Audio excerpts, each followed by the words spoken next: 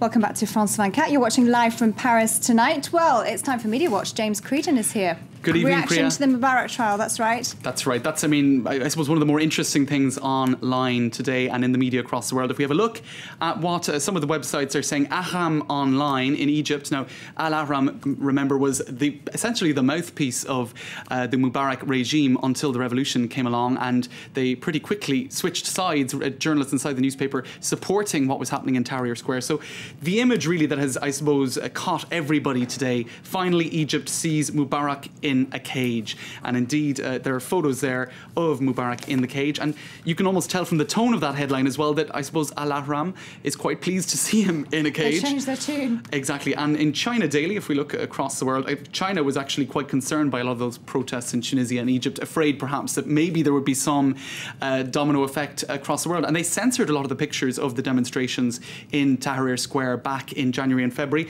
But there, it's the big story on their website today as well. Mubarak's trial starts in Cairo. The Washington Post's, one of their blogs by Jenna McGregor is also looking at this, and the photo, of course, again, of Mubarak in a cage. And she says that he's the first modern Arab leader to be deposed and stand trial by his own people. So that picture of Mubarak caged on the front page of websites across the world. Now, one Egyptian lawyer by the name of Raja Omran, now she is less shocked by the picture of Mubarak in a cage. She says, guys, you know, for anyone who watched the trial today, it's normal to place defendants in a cage. It's standard procedure in Egyptian law. So I suppose somebody who knows the system very well as an Egyptian lawyer, a little bit less surprised by that image.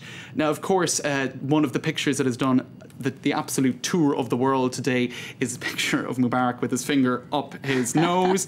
So I suppose if it's not unusual to see a defendant in a cage, it is certainly unusual for Egyptians to see a former leader in a cage, in a bed as well, in his sick bed, picking his nose. And picking his nose. You've got the triple whammy there. Exactly. I mean, how much more humiliating can it get? Another picture that really grabbed people around the world, and this is Al Masri Al Yom, which is the Egyptian today, and they have a picture of the former Interior Minister Habib Al-Adli. Now, he has already been sentenced to 12 years in prison for corruption, and he is now being charged with having ordered the army to fire on protesters in Tahrir Square.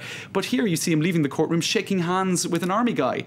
And smiling. What's he got to be happy about? And, well, that's exactly the question that was asked, if you like, by Rawia Rage. Unbelievable. Former Interior Minister Adli emerges with a big smile on his face, shaking a military guy's hand. So people are very shocked by that. If we have a look, and then of course the images of supporters and opponents clashing, that grabbed headlines too. Just a quick flick through what else was out there.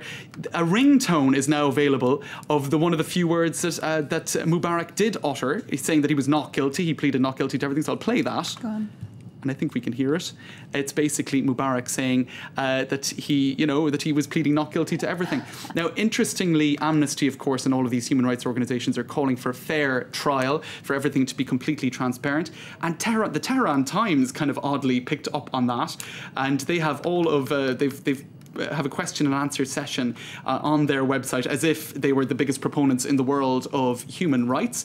But actually, one blogger in Iran has decided to put photos of Mubarak in a cage up online with a warning to Mr. Khamenei, the leader of Iran, saying, "You're next." And indeed, Wael Ghonin, one of the most famous guys online during the protests in Egypt, says, not just the Iranian leader, but leaders across the Arab world, rest assured your people are watching the Mubarak trial now. So I suppose a lot of people pleased to see those pictures of Mubarak in a cage. Absolutely. James Creedon, thank you so much for joining us with Media Watch this evening.